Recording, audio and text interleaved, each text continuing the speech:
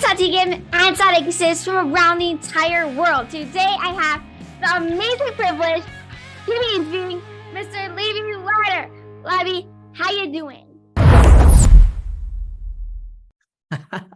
Wow, what an introduction. First of all, I'm not even going to try to match your energy because I won't get there ever. All right, it is so good to finally get to do this. So I'm going to try to focus so the camera is here and the computer is here. So I'm just going to try to talk to the camera. It's a pretty cool camera, I must say. I like the blue. Thank you. All right. Can you please share with us a little about yourself, your hobbies, a little about your background? What do you enjoy doing? Let's hear. Okay, that's a pretty full question over there. So first, I'm going to introduce myself if anyone doesn't know me. My name is Leiby Wieder. I grew up in Williamsburg and I got married to Muncie. So this is where I'm from, basically. What I like to do, what my hobbies are. So I enjoy obviously creating things. I enjoy bringing joy to other people. And luckily enough, this is something that I get to do for a living. So these are basically my hobbies, whether it's music or videos and these type of things. I enjoy very much to spend time with my family. Whenever we get the chance, that's great. And what else was in the question? I hope I'm not skipping anything. Explain a little about what you do, like your jobs. Oh, okay. So I have quite a few things that are on that list. So during the day, I'm mostly busy with video editing / video production. I have a company that is called Studio 62 that you might have seen at the end of a lot of videos that you'll probably watch, a lot of music videos that come out these days. And also all the we film a lot of concerts and plays and that type of thing. So this is what I do during the day. At night, I actually have the honor of singing at a lot of simchas, whether it's by myself or I am also with the Didim choir, if you've heard of them. Yeah. So at night I run from the office to jobs to sing at night. That is the basic everyday things that I do. Besides for that, I'm guessing this is how you got to know me, is through I also am a part of a group called the Intern Chavraya, if you heard of them. Yes. So I am on a lot of Yiddish speaking plays, shows. It used to be plays, now it's more of a show because there's a lot of different elements that keep on piling on top of the actual storyline that we do. But yeah, so I do some acting, some singing, video. That's in short of what I do. Wow, beautiful. All right, so you're an actor, you're a producer, you're a singer. I don't know what else. You do tons of things. How do you get into such an intense job? What's the story behind you? The story behind me. Where do I start? So singing, I started, as far as they told me, from when I was a baby. But it didn't sound the way it sounds today. Obviously, it was more like, but so yes, singing, obviously everybody likes to sing. Some people do it to themselves, some people do it a little more publicly. It depends, I guess, on how much confidence you have and how much people want to actually hear you. But so yeah, singing, I've been singing since I can remember. I obviously enjoy music a lot, and I used to put on shows when I was a kid, just put on a toy hat and a toy mic and just make myself, concerts. But that was the singing is basically in me from a very young age.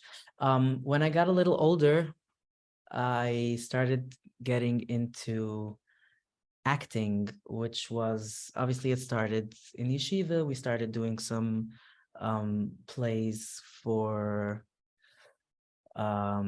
so we did a few plays for the Besmedrish that my yeshiva was in, the yeshiva was in. And I never thought of becoming anything like whatever it is that I'm doing today. I never planned on it. If for those of you that know me personally would know that it kind of sounds weird, but I'm more like a shy person and I'm more um held back a little. And the spotlight is not something that I was ever thinking of being in.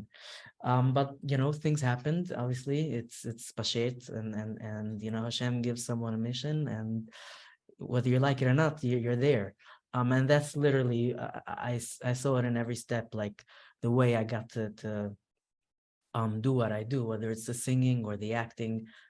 I never planned on any of this, and things just fell into place because it was meant to be. So yes, going back to the history. So I started out a little bit in yeshiva because as I mentioned, I used to enjoy music and I used to enjoy watching plays and stuff. So when it came to doing our own, I became involved just because I knew what was going on a little bit. But that was the first time I actually stepped onto a stage and publicly that people saw. And I guess people liked it, so we did it again and again and again. And then it matured into this big thing that it is today. It's a quite a long story how we got to that. I don't know if we have time for that. Maybe we'll get to that later. But this is in short how we got to that. And then the video aspect of it is also like it started out as a hobby. I started playing with the videos that from that show that we did. I'm sorry, let me just mute my phone so we can focus. I started playing around with the videos of those plays that we did in yeshiva. I basically gathered from, I don't know if you remember such a thing as a digital camera. Do you know what that is? Yeah. Yeah, all right. So everyone, basically a lot of people around took a few clips here and there with Right. their cameras, and I basically gathered all that footage and matched it to the audio. And that's when I started playing around with video, and it started out also as a hobby, and here we are today. Wow, beautiful. All right. Can you please describe to us what preparation for singing on stage looks like? Preparation for singing on stage. You cannot be tired. What else? I guess it's good to know beforehand, like what, depending on the event. Every event is different. Sometimes you do rehearsals before. If it's a big event with a band and stuff, then you have to figure out what you're gonna do. It's a little harder for if you have a big band just to do things on the spot.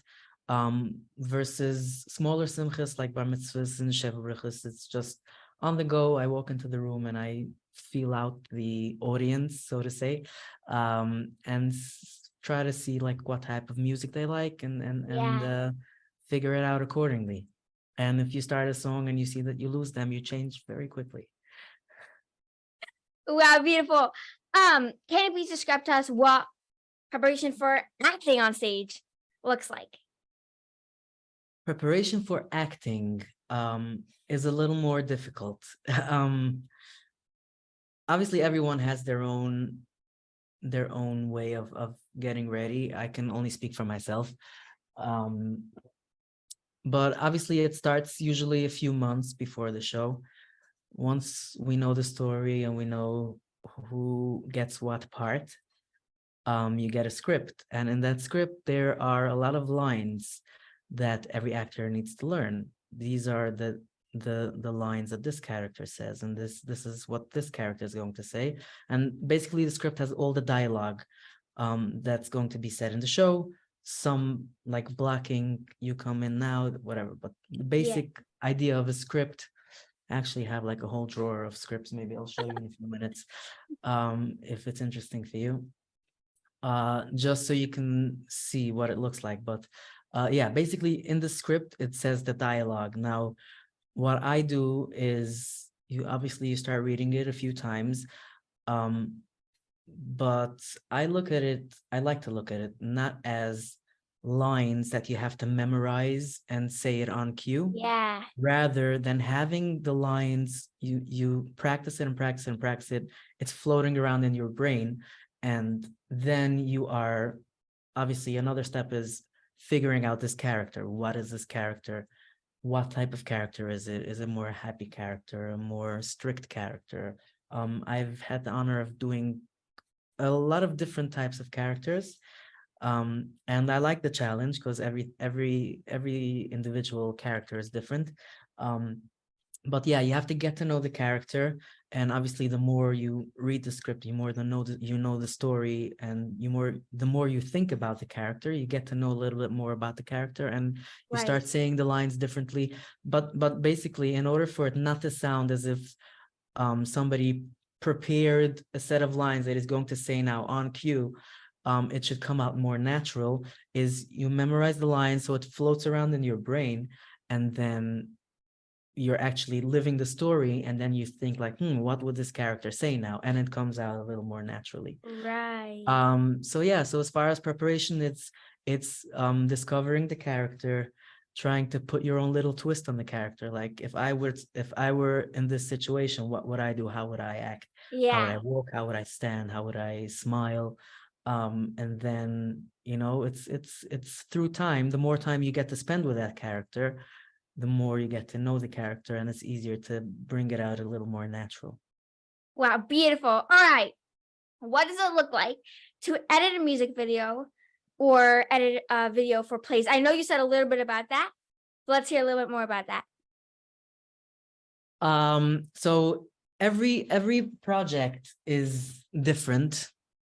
I'm not sure if is there a way for me to share the screen so I can show you, or Yeah, wait.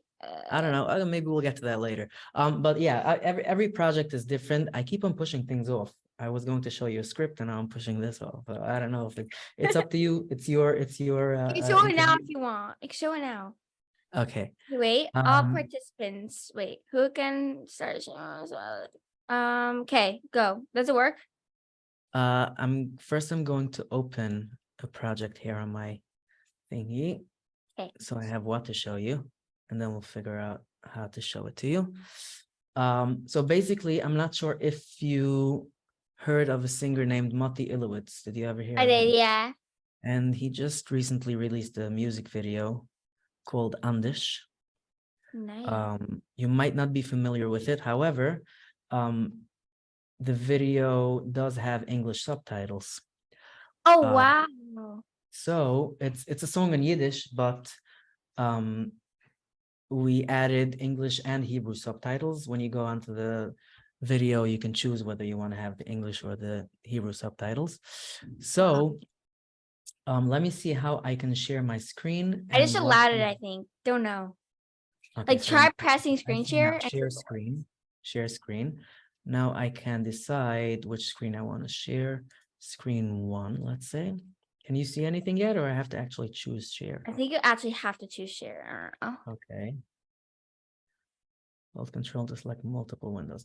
Okay, I'm going to try this out, and if it doesn't work, we'll just continue on. Okay. Do you Sounds see anything great. there? Do you see anything Yes, there? I see it. Oh, wow, it's really cool. Okay, I'm not sure what you see. So you can't see the actual video, right? You only see No, colors and stuff. Yeah. Okay, let me see if I can add another. Alt Control to add a screen. Okay, so you probably see only where my mouse is at the Yeah. moment, right? Right. Okay, so this is how basically the timeline looks under the hood. So basically you watch a video Whoa. and Yeah. you watch a video and you see the actual video, but this is like under the hood of what's happening. So each of these colors are something else, right? Each Right. of these things are individual clips that I actually put into place. This is the music track. And I add like the footage on top of that. So you see what you see. Let me just show you quickly. This is another timeline. So this is on the bottom one. This is where I put all the footage of different scenes. So Whoa. basically we filmed in a few locations, and there's a whole storyline to this video. Now, again, every project is different. So here on this timeline, I just bring in all the footage and I organized it according to color, so I know which scene is what. So all the yellow clips here are Mhm. one scene. This is a scene with a school bus. All the brown ones, let me see how I can share the other screen so you can see the actual footage. So basically each color is a different scene, different location. And here in the timeline, I match it to the music. So here you see this part of the video, you see the school bus. Here you see the other location. So it's basically color coded, so I know. It's great to be organized, especially with big projects. Let me now see. I'm back. Let me now see how I can share. Again, only if it's interesting for you. If not, we can move on. No, it's very interesting. Oh, okay. I do this all day, so to me, it's like I'm used to it already. But if it's interesting to you, sure. Screen one. All right, here we go. Screen one. I'm guessing you see Yeah. this. Okay. So this is the actual video. Oh, I did see it. Well, you did. There you go. So this is the actual video. Now, another big part, let me just turn off the sound so it doesn't make a. All right. So now we can actually scrub through the video without it making a lot of noise. Wow. So this is the video before color correction and color grading, which is like a whole industry for itself. And this is after. So now the footage looks. Do you see a difference? Yeah. I was hoping. Whoa. Okay. Yeah, so this is basically, oh, so here you go. So that's me, and this is my company. Oh, wow. Yeah, so this is actually very nice.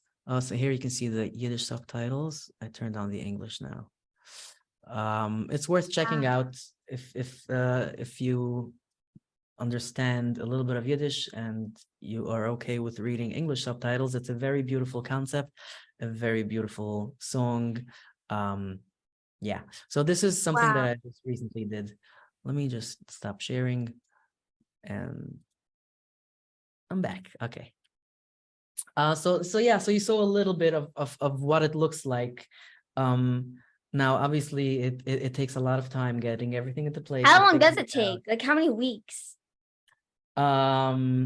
Again, every project is different. So we did the filming in 2 days. We filmed in a few locations. We split it into 2 days. The editing, I would say, took about a week.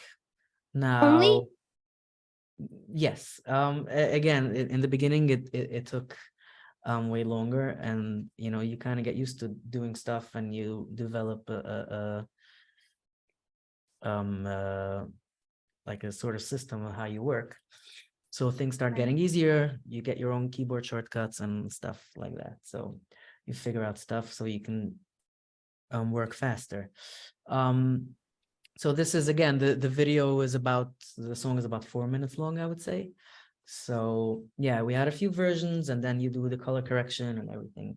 So this one took about a week to just the editing, and obviously the writing and the planning and figuring out what the video would be, and all these things also took a lot of time. So this is regarding music videos. Now the plays have a different process. Like I'm thinking about the plays. It probably takes months because it's so Yes, long. it does. It does. I'm actually starting today to edit the next play that we're releasing, Mitzvah Chanukah. Oh, wow. And I'm starting the edit today, yes, Emet Hashem. And so yes, it does take quite some time. By now, okay, so we actually put in a lot of work into the DVD because we redo the audio. Redo meaning so the way it works is everyone's mic gets recorded separately in a separate track. Really? Yes, we have track recording. So we have everyone's mic on a separate track. So when we actually release the video, so the audio engineer mixes the sound that it should sound good live, meaning at the venue, whoever's there should get the best experience, and this is how he Right. mixes it. Now, when we release the video, we remix the entire audio. So everyone's track gets only turned on when it's supposed to, and we add effects. So it almost sounds like it's recorded in a studio. So this is one part of the process that we do for the audio part. We remix the entire thing. Whoa. Yes, and then I edit the video to that, which is also, so we obviously do we do a few shows. This time we did 5 shows. Yes, it's a lot. So we usually film only two shows, but this time we actually filmed all 5 shows because we added a new element to whoever comes live, that on the side of the stage we have 2 screens, so whoever sits a little bit more farther away from the stage can actually still get a good view and can see everything. So that means that we have to have cameras there at all 5 shows. So we have a lot more footage than we usually have. But the good thing about that is that I kind of pick and choose the best of everything. Now, Right. just in case there's a tiny mishap happening, I can always jump to a different show and pick and choose from that. I mostly base it off of one show because we are prepared before the show and everything mostly runs smoothly. I barely have to take one scene from one show, but it's good to have just in case. I also realize that sometimes the beard is like a different color if it's like one screen or the other screen. That's not good. Yes, it is kind of hard because so the way theater lighting works, so you have a stage and you have multiple lights covering the entire stage. Certain lights are made to cover sets, certain lights are made to follow actors. It has a whole process. Now, depending on which angle you look from, sometimes if the camera is looking from the left side of the stage onto an actor, there might be a light in front of him versus when the camera is facing the actor, you don't see that light. So if the camera films through one light, then obviously the actor looks a little different. So it's kind of tricky to match colors of all 5 cameras because every angle is going to look a little bit different, especially when an actor walks around. He gets covered by different lights, but I usually try to match it. If you noticed it, that's okay. But yeah, It's only me. No, it's again, we're not hiding the fact that it's a live show and you know things are happening. That brings me to another thing. We had certain effects in this show. I doubt that were you at the show? I doubt it. No. Right? I live in Portland, Oregon, actually. Whoa, okay, hi. Wow. And did you actually see any of these shows before? I'm wondering how did you like I saw all of them. You did? Not in person though. Not in person. Right. Do you speak Yiddish? No. I just guess what So you're do talking you about. understand like 5% of the show? Yeah, 2%. Wow. Okay. Actually, the last one we did, we added English subtitles. I don't know if you saw that. Right. I think my brother Okay, watched so it. that helps a little bit. Wow. Okay. That is so yeah, that's very interesting. Every day I like find out that we have people here watching it, people there watching it. It's fascinating to see like how far it reaches. That's the reason that we added English subtitles, because so many people are interested in these shows. It's very smart because a lot of people can't like understand Yiddish, and then Right. there's people that let's say move to Williamsburg or move somewhere in places where they do speak it, they still don't understand. I just think it's smart that there's subtitles so people can understand the whole video instead of guessing one word, and from that one word they guess the whole video. Yes, sure. And we had a lot of people telling us that, you know, my kids learned Yiddish only from watching your shows. They figure it out and they start speaking Yiddish. We have a lot of people saying that. But it's flattering like to hear like so many people enjoy the show. Like even if you don't understand the language, it's very, very It's interesting also to hear. entertaining. Thank you. That means a lot. We really try. So what I was saying is that what was I saying? Yeah. So one of the effects that we had, a few of the effects that we had on this show, like people were, oh, we saw how you did that, and we saw, I don't know, should I share a little piece of that? Let me see if I can find. I don't know if I can find, but basically, we had an effect. We had a whole scene that was underwater. Oh, wow. Yeah, and I was basically. Let me see if I can find a clip. I'm gonna try to talk while I'm finding a clip of that. So yeah, basically, I was. It looked as if I was swimming underwater, and I Whoa. had a whole harness connected. I went for training for like whatever. It was a whole big deal, and a lot of people said like, "We saw your harness, we saw your thing," and we're like, "It's okay. We're not hiding the fact that it's a live show. Right. That's totally fine, and we're not pretending that it's magic or that we're actually underwater. Right. So yeah, that's okay." Wow. Just give me 1 second. I'm going to try to find a clip. If it takes more than 1 second, tell me, and I will. Um, let me see if I can find a spot. So you Yeah. added like so to make it look like water? So the way it worked, oh, I got it.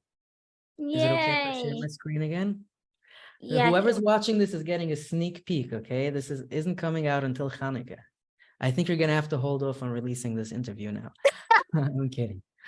Okay, share screen. Yeah, screen one. Share. Whoa. I'm Oh my guessing that you can gosh. see. All right, so can you see the mouse as well? Yeah. Okay, so this was basically the LED screen that we have. Oh my So we had goodness. this whole scenery of water, and this is a prop that we have. Is a built as if it's a sunken boat. That's me. Okay, Whoa. and let me try to. All right, No way. yeah. So people were like, "Yeah, we could see the harness." You can barely see it. Um, Yeah, because again, because of the lighting, we had this sort of lighting effect. On the DVD, it won't be that visible because let me You see can if I always can cut hide to a it. different camera. Yeah, I can cut to a close-up camera. It's only the wide shot. So if you see, can you still hear me talking while? Yeah. Yeah, so you see here in the close-up shot, you don't really see it. Right. Um, but yeah, so this was basically the effect. I don't want to give away the whole scene, but yeah. Um, So yeah, as you can see, we always try to come up with interesting ideas, things that weren't done before, and not necessarily only in Yiddish plays. The people at the venue, the people working in NJPAC, when we first told them the idea, like we're gonna have someone underwater, they were like laughing at us. Yeah, sure. But yeah, we managed to pull it off, Baruch Hashem, and I kind of got lost. I don't remember where we were at with the questions, but yeah, basically we kind of um stumble upon this part of it. Well, Baruch Hashem. Um, All right. Next yeah. question.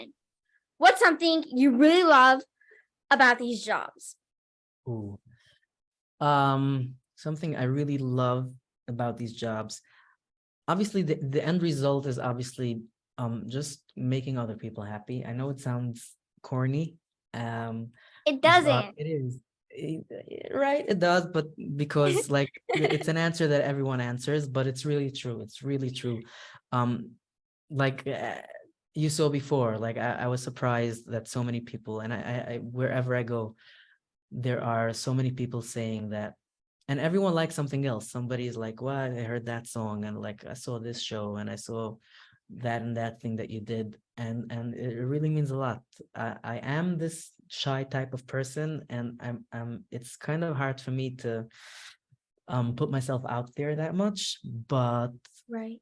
it's still amazing to see, to hear the feedback. And again, just keeping in mind that this is not something that I chose. It's basically just meant to be that I'm in this position, and it's rewarding to see that it's actually working. I'm doing my job. So yeah, that's a great part of the job. Just getting the feedback and seeing that people enjoy what you do. You put your heart and soul into a project, whether it's a video or it's a show, like months of preparation, and just hearing that people actually appreciate it, and that means a lot. Right. Wow. Okay. I'm going to get your head spinning. Ready? What's something you really don't like about this job? What is it I don't like about the um again, I would probably come back to that part of the type of person that I am. It's kind of hard to, again, I wouldn't say hard, but I wouldn't say I don't like it, because I know it's part of the job, but it took some getting used to, and it still takes some getting used to. Getting recognized like in random places. Walking in the supermarket with my family, and they're like kids whispering behind my back, or other, um, it's I wouldn't say it's uncomfortable. I am getting used to it, and I always try to think of their perspective, like, and I try to remind myself that it's an actual compliment, like people Is recognizing you. Yeah. But again, it's hard to go in public places without getting recognized. um but again, we're getting used to it, and I try to explain to my kids, and they understand by now that it's for a good reason, and it's not like they're whispering behind my back, like, that guy, he did that bad thing. No, it's because they're, and also another hard part is when you meet people, they always expect you to be in a good mood, because they know you from the shows, and they know you whenever they see you, you're like entertaining them. So they expect that whenever you meet them, you're like gonna put on a show.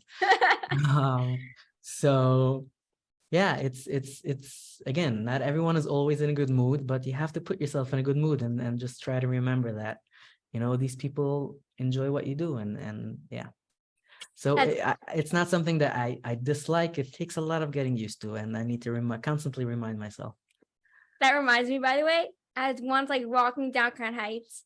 It was on Shabbos. I had a really hard time. I was like having a really hard day. All of a sudden, like this big group came up to me. Are you Laili Bialo? Blah blah blah. I was like, There you go. So you know what get I'm talking away! about. And they had to Yeah, act like I was all excited, and I gave them high fives. Whatever. It's our job. yeah. 100%. It's part of the job, as you said, it's part of the job. And again, if you really think about it, they're not doing it out of like they're trying to be mean or anything, just the opposite. They're trying to give you compliments, and maybe you're not in the mood right now, but to them you mean a lot. And it's, Exactly. yeah, it is. Beautiful. Is it hard to juggle your family plus your jobs? Uh, it definitely is. Now, as I mentioned before, I work all day, and usually I run from the office to jobs at night, and I a lot of times I barely get to see my kids. It is kind of tough, but again, it's everything is about balance. You have to try to balance it out.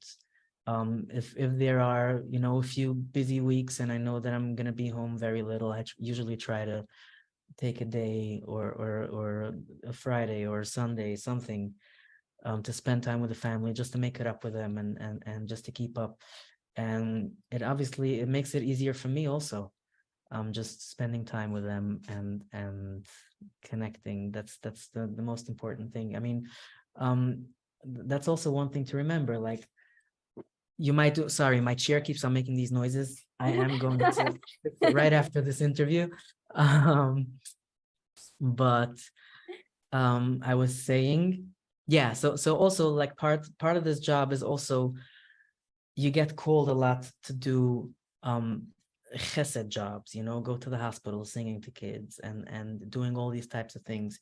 And that is on top of having like 2 full-time jobs. So I always, I try to check in with my family if it's okay with them, because it's a beautiful thing doing a mitzvah, but if it comes in the expense of your family, then it's just not worth it. Um, so yes, it's definitely all about balance, and it keeps everyone happy. Wow, beautiful. Who's somebody you really, really admire? First of all, again, your energy is you're like waking me up with every question. It's amazing. Somebody that I admire. Um, that's a good question. Obviously, anyone that just takes their gifts and does good with it. If we have to boil it down to like a person, I would probably, that's a tough one. Can I say two? Like, can I choose my parents? Yes. Okay, I would say my parents probably. It's just that I the way that I was raised is also that I saw from them, like doing everything they can to make other people happy. And it's just something that I always admired. I would have to pick them. Beautiful. How do you deal with pressure and stressful situations? Um Comedy is always a good way of lighten up things, but It's my favorite I question. I'm yeah, just gonna no, say. it's a very good question. But I would say that um being in stressful situations, I mean, getting stressed out can only happen if you think that you're in charge. Once you know that you're not in charge, that like everything is meant to be, again, every situation is different and it's easy to say, but it all comes down to that, like this and this is happening. Is there anything that I can do about it? Then just do it. Is there nothing that I can do about, then why stress, right? It's meant to be. So if you know that you're not in control and there's a reason for everything happening, then you should be fine. You should be able to Beautiful. keep it chill. Beautiful. What is your most best and crazy memory throughout this adventure, throughout your life? I need to go through the archives now. Crazy memory.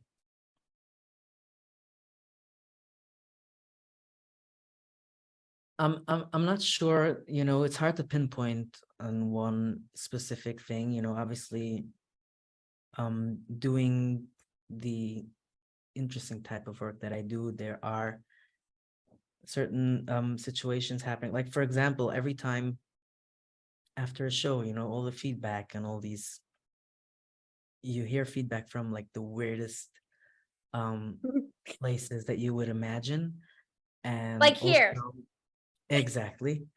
Um, but by the way, you're not the weirdest. I'm just letting you know. Like there have been like people that I wouldn't even think that they know about Yiddishkeit, and Right. they stop me and say like, oh, that show and whatever. And like, what? How? Why? But yeah, that's an amazing feeling. Um, I and again, when it comes to feedback, for me, a lot of times I get very, I don't know why I get emotional talking about it, but sometimes I do get very emotional about certain things. I've mentioned before, like going to hospitals and singing to kids, or not kids, or just anyone that's there. It's something it's a very hard thing for me to do. I remember the first few times afterwards, I just sat on the parking lot and I was like mamish crying for a half hour. Um, but yeah, getting feedback from these people, that's something really special to me, because obviously we're here to entertain everyone, but like there are people that need it more than others. Exactly. And sorry, I'm just getting choked up from just talking about it. I actually had 2 weeks ago where I went to sing to a 6-year-old boy that I'm not sure exactly what his condition is. I don't like asking. But basically he is losing his eyesight. Oof. He lost it on one eye already, and he's like really falling apart. I don't want to say that Chas v'sholem, that he's giving up or anything, because Michelle's everything. coming. Don't worry. Exactly, everything's in Hashem's hand. But anyway, so I went to, yeah, it was like 2 weeks ago. I went to sing. He made like a CM on Tillim, I think, and I went to sing there. And I didn't think much about it. I knew I had some time, and I just try to play around with him, make different voices and stuff, and just trying to cheer him up a little. And the next day was Friday. and I heard a ring at my door, and I went to check, and he was actually there, and he bought me a little gift, a platter of chocolates and stuff like for No Shabbos. He way. thanked me. Um, sorry, I'm getting emotional as I say this story, No, that's but crazy. yeah. So that made me like stop and think for a second. Like I really didn't think much about it. Like I had a few minutes. I went over for a half hour. I enjoyed myself as well. I made some fun and whatever. But this meant so much to him, and I was like, for literally for a half hour, I was crying after he left. Oh, Yeah. So yeah, there are a lot of such special moments that happen, and that really like it gives me a reality check, just reminding why I do what I do. And a lot of times it's not easy, especially these shows. You go away from the family. It's nights that you do rehearsal. It's before Yom Tov, the busiest times of the year. And even on Chalamoid, everyone goes with their family. You go to theme parks and you do stuff, and it just it's a reality check. Like, remember why you're doing this, and what the outcome is. And yeah, so beautiful. Okay, two more questions. You ready? I hope. Okay. What are your dreams? What's something that you really, really want to accomplish? If there's anything I hope to accomplish by whatever it is I'm doing, I would say just to get the message out to people that if there's something that you enjoy, something that you like doing, that you have a specific talent that you feel that everyone has something that they have to add to the world, because obviously you're here, right? Um, so if there's anything that you feel that you enjoy doing, just go for it. Just give it out. Don't Yes. think too much. Just do what you need to do, because whatever it is you have, Hashem gave it to you for a reason, and use it to do good. And don't be afraid. Don't be afraid. Just go for it. Um, because I would be like a good example. I was afraid, and Hashem just made me do it. I didn't do anything for that. Yeah. So it's gonna happen eventually. Just go for it and enjoy it. And if you do something that you enjoy, it's a whole different ball game. Yes. So if there's anything that you feel you have to offer, just give it out. Just give it out. Don't keep it to yourself. Don't be selfish. Beautiful. One more question. Ready? I hope so. All right. What is a life lesson that you can teach us? Whoa. This is the reason you came on here. Is this something you ask everyone? I do. Oh wow. How about you share a beautiful life lesson that a previous guest No, taught you? No, go you don't. ahead. I'm gonna I'm have to go back waiting. and watch all the episodes. I so I don't really see myself as the type of person to give life lessons. But if there's anything that I can share from my experiences, I kind of like answered it in the previous question. So that's one aspect of it. If there's something that you feel that you need to do, just go for it. But also, just know that everything happens for a reason. I've had certain times in my life, especially when I was younger, where I felt like, why? How? Why is this happening? And like things just don't make sense. But now looking back, I see that every single time that I thought that, it brought me to where I am today. Yes. I'll give you a tiny example. I had to go to a yeshiva that really was not for me. The yeshiva that I went to previously, it closed down, whatever the reason was, and I ended up in a place that I was mamish miserable, and I couldn't understand, like, what am I doing here? And now looking back, because I like had a lot of time on my hands and I just kept to myself, I started writing plays, and that's where I wrote two of the plays that I was in. And if it weren't for that, I never would have done those plays, I never would have gotten recognized to be in the bigger shows, right? It's just a tiny example. I have like 10 other examples of like such things. Just remember that you know, everything is for a reason, and we don't always know, but you'll get there. It'll be, you know, there'll come a time that you'll just think back and you're like, now I got you. And there's a good muscle that I heard, just talking about plays and preparation and all these things. So there's a play happening, right? We have a script, everything to the dot. There's lighting cues and effects. Everything is going to happen in this moment. We have it all planned out, right? And then a tiny thing goes wrong. Yeah, it happens in every show. There's something that can go wrong. So what we do is, you know, the show must go on, and we continue, we try to cover it up, right? So the people at the controls, they go home after the show and they're like, oh, what a mess that was. Nothing went to plan, nothing, whatever. The audience members are like, wow, the show was awesome. They don't even know that there's a hiccup happening. So basically the idea of thinking that we have a plan and we know how everything is supposed to happen, and we're planning everything to the T, and my life is going to be like this, I'm going to be here and doing this and doing that, and Hashem has a different plan.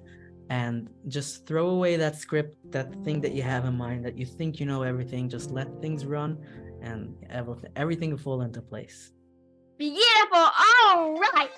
Mr. Laili Bialo, thank you so much for joining this beautiful, wonderful, and amazing Elevate Yourself interview. Laili Bialo here. For more interesting videos, please WhatsApp the number 541-604-8581. I'll repeat it, 541-604-8581. And don't forget to elevate the planet and that Hashem loves you.